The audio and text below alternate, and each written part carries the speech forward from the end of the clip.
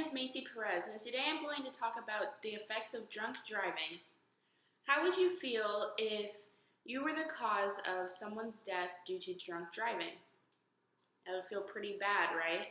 If it was someone's grandma, grandpa, aunt, uncle, parent, or even a child. Many times people don't look at these effects, and this is why I decided to do some research on this in order to convince you all to never drink and drive.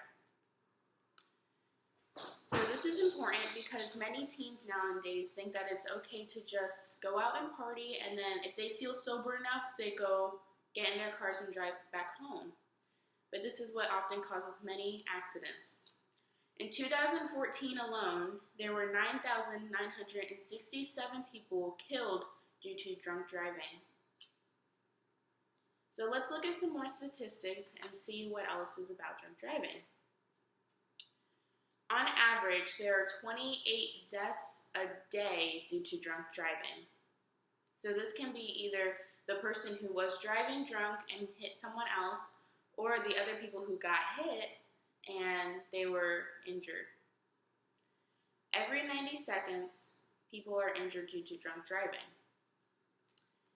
In 2013 alone, there were over 10,000 deaths, and that's where the 90 seconds come from, that there would be one death per 90 seconds that year. That is crazy if you ask me. So not only does drunk driving affect a lot of people, injure many people, and even kill a lot of people, it also costs a lot of money. Not only for the drunk driver or the people who got injured, but also for this United States. Over $800 a year is what it would cost for the drunk driver to pay if they have gotten themselves in an automobile accident or any other in an accident.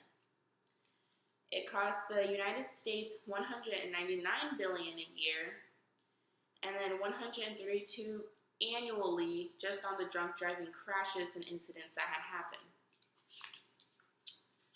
So as you can see that there are many consequences that follow other than getting injured.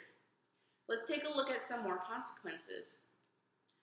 Drunk driving is the most committed crime in the United States. It is the most frequent. You hear about it every day all over the news. Drunk driving affects everyone, even if you don't know who it is. It can even affect the family member of someone who had passed.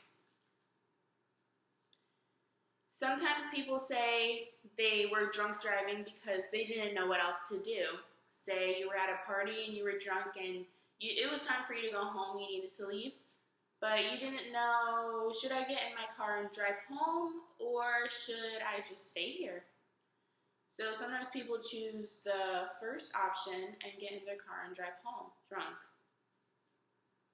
Let's take a look at some alternatives if you ever run into this roadblock and get confused with the option of driving home or staying. So, how to avoid drunk driving? First of all, let's make sure you are all of age of drinking. Most accidents actually happen with teenagers who are underage drinking. I believe this is one of the main causes because one, they are not tolerant enough to alcohol. So maybe they drink a lot and it affects them faster and affects them worse. And two, they also have not been driving as long as some others who are over the age of 21. And so maybe they're not as focused and as steady at the wheel. And another point to avoid drunk driving is to wait until you're sober. Many people say they had one beer or a couple glasses of wine, and they say, I feel fine, didn't affect me, I can drive home. But that's not exactly the case. On the average body, it takes 1 hour for us to completely break down and digest alcohol. But this means a 12-ounce can of beer, a 5-ounce glass of wine, or even a 1.5-ounce spritzer of 80 proof. So, if you were out partying, chances are you did not only have that one beer or that one glass of wine and one spritzer, So it would take longer for your body to break down that alcohol, making you sober enough to drive. Another thing people can do is to make sure you get a ride home. If you are going to go out with friends, make sure you come up with a game plan. Say, Susie is going to be our designated driver for the night. Susie will not drink. She will keep an eye on her friends. And then at the end of the day, she will be able to drive them all home safely without drinking. There are also other alternatives such as taking a taxi home. Many people nowadays have heard of the new app called Uber, where you can call ahead of time and even plan, say, I need to be picked up at so-and-so's house at 12 o'clock midnight, and I will be drunk, so I need you to drive me back to my house because I will not be able to drive and get behind a wheel. So as you can see, there are many alternatives other than getting behind the wheel and driving drunk. So today, let's take a little recap about what we had learned today. We learned that there are several deaths that occur each year, and everyone can be affected. Everyone's loved ones, grandparents, grandchildren, moms, dads, uncles, and it affects more than you think, more than just the person getting hurt. It affects their family, friends, coworkers. We also learned how much money it can cost one family, the United States, to get in a drunk driving incident. With that person getting in an incident, it can cost them a lot of money or even cost the family a lot of money.